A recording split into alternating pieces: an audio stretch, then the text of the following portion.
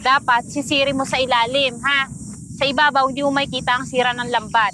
Malamang malalaki na butas niyan. Hanggang ngayon, yan pa rin yung iniwan ko ah.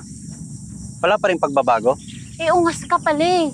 Kaya ka nga nandito, di ba? Para ayusin yung mga sirang baklad. Itindihan mo? Hold on. Nagatayo-tayo mo dyan. Sino ka lang? Siya nga pala, si Arnel. Siya yung mag-aasikaso ng mga sirang baklad dito. Pansamantala, sasamahan ka na muna. Uy! Uy! Uy! Ako, doon, tigil-tigilan mo ha. Alam ko mainit ang dugo mo sa akin. Anong mainit yung dugo? Palpak lang talaga yung gawa mo. Di ba ikaw ang iniwan ni Salim? Eh kaya ka nga dito para tulungan ako. Sana dalawa tayo. Malaki ka lang ng bayad. Ano sabi mo?